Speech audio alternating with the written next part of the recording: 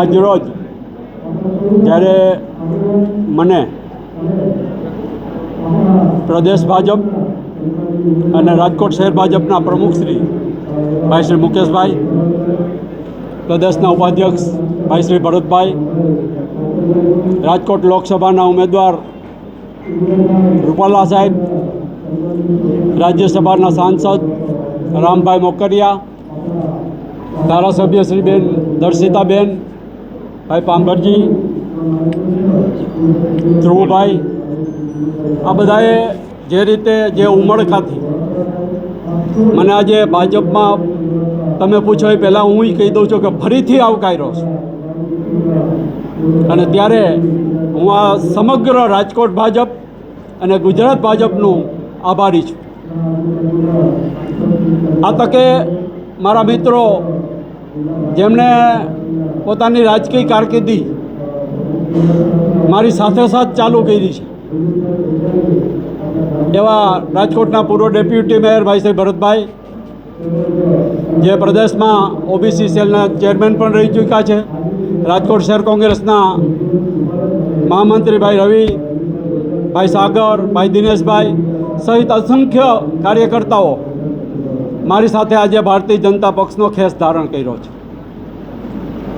આવતા દિવસોની અંદર હું ભાજપના ખાસ કરીને રમેશભાઈ રૂપાપરા, દિલીપભાઈ સંઘાણી કે જેમણે મને આ માટે પ્રેરણા આપી, અને આ બંને દિગ્ગજ નેતાઓ મારી આજુબાજુમાં પ્રમુખશ્રી પણ બેઠા છે અને ભાઈ ભરતભાઈ પણ છે, એમને હું ખાતરી આપવા માગું છું કે ભરતભાઈ આવતા દિવસોની અંદર રાજકોટ કોંગ્રેસના જે કાંઈ બાકી રહ્યા છે ને એ કાંગરાને હું ધોળમૂળથી ઉખેડી નાખીશ.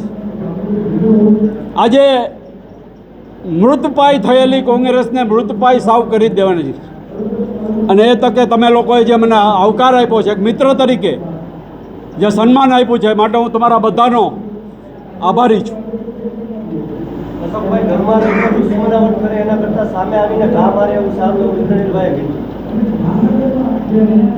એટલે એ ઇન્દ્રનીલભાઈની ફિકર જ છે કે એણે કાયમ ઘરમાં રહીને જ ઘા કર્યા છે.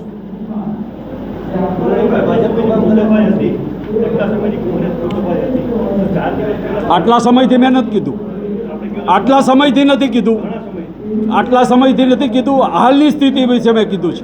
અને અત્યારે હું એ વાત કહેવા માગું છું કે જે મહાત્મા ગાંધીએ આ દેશને આઝાદી આપી છે, જે મહાત્મા ગાંધીએ કોંગ્રેસ પક્ષની સ્થાપના કરી છે, એ મહાત્મા ગાંધીની જે અવહેલના કરે એવા ગુજરાત કોંગ્રેસના દિગ્ગજ નેતાઓ, જે સ્ટાર પ્રચારકો છે, એવો વાણીવિલાસ કરે અને છતાં કોંગ્રેસ એને કાંઈ કરી નથી શકતી, કાઢી નથી શકતી.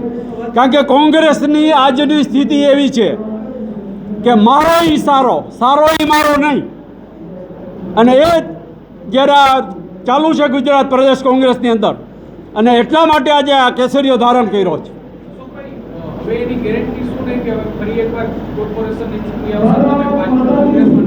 ભાઈ આમાં કોઈની ગેરંટી હતી? ઇન્દ્રનીલભાઈ આગલે દિવસે જઈને પાછલા દિવસે આવ્યા હતા.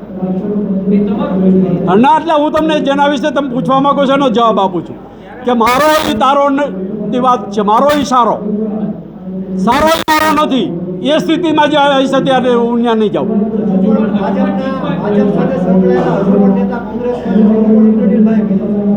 એ તો ઇન્દ્રનીલભાઈને જ ખબર હોય ને કે પોતે જ સંકળાયેલા છે. ઇન્દ્રનીલભાઈને પોતાને જ ખબર હોય, કારણ કે ઇન્દ્રનીલભાઈ આ કોંગ્રેસમાં કોઈને રહેવા દેવા જ નહીં માગતા હોય તો ધક્કો મારીને મૂકી જાય. અને ઇન્દ્રનીલભાઈનું ઇન્ટરવ્યૂ 7 વાગ્યા પછી લીધું તો સાંજે ઘટાણે. અમારા મુરબ્બી રામભાઈ કાયમ એમ કે 7 પછી ન જવું, એટલે 7 પછી લીધું હોય તો એ ગમે એ વાતો કરશે.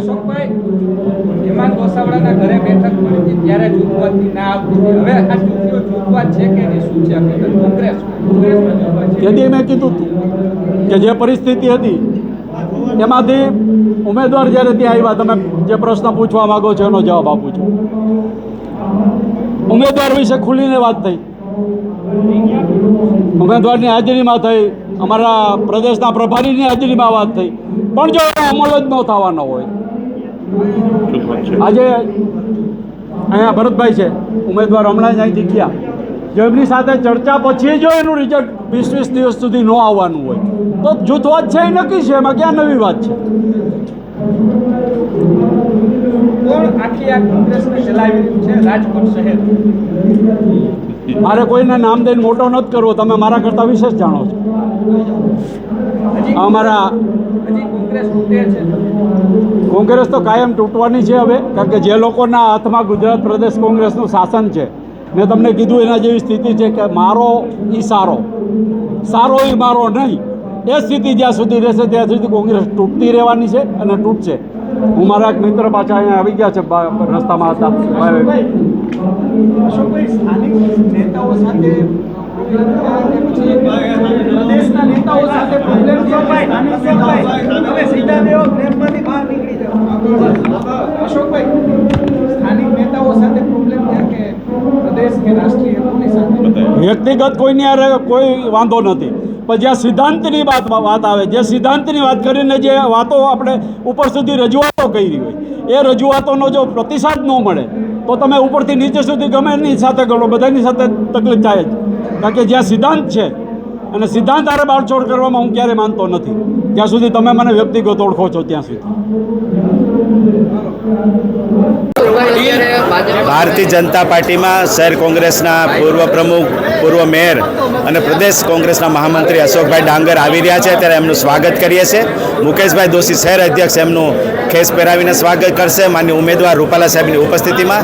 અને જ્યારે આજે રાજકોટમાં રાષ્ટ્રીય અધ્યક્ષ કોંગ્રેસના આવી રહ્યા છે, કોંગ્રેસમાં મોટું ભંગાણ પડી રહ્યું છે, મોટું ગાબડું છે. એક સક્ષમ કોંગ્રેસના આગેવાન ભાજપમાં આવે છે ત્યારે એને વેલકમ કરી છે. રામના પક્ષે, ધર્મના પક્ષે, વિકાસના પક્ષે, મોદીજીના પક્ષે જ્યારે અશોકભાઈ આવ્યા ત્યારે એમનું ખૂબ ખૂબ સ્વાગત કરું છું.